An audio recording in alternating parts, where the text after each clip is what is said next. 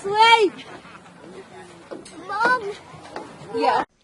All right, I'm recording this with Jane, which is a free program for doing a screencast, but it limits you to 5 minutes. Okay, so I got to go. So math challenge problem, circle and rectangle. So everyone's read the problem, obviously, who's looking at the solution. And so I was thinking about, okay, so this measures 2 and this measures 1.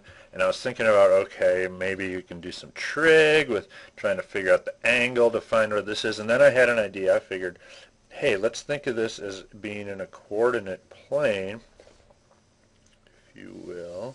And let's make this point 0, 0. And I know some stuff about the equations of circles. And so I figured, hey, I want to make everything a positive number. So I'm going to just move my little rectangle over to here. Okay, so I know some coordinates now, and I know the equation of the circle. So the equation of the circle is going to be square root of x squared plus y squared equals r squared.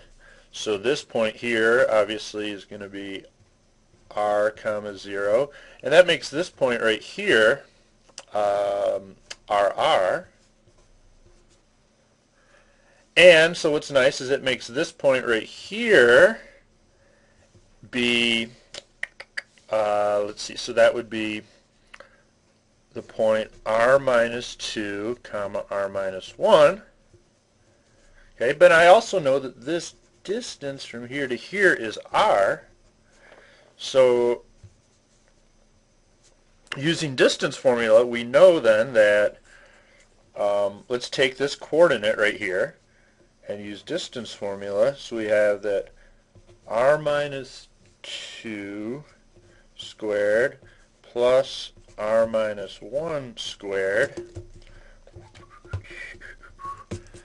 is going to equal r, right? That's the distance is r, and the distance using distance formula with the coordinates is this, and say, oh, hey, check it out. We've got one variable with one unknown.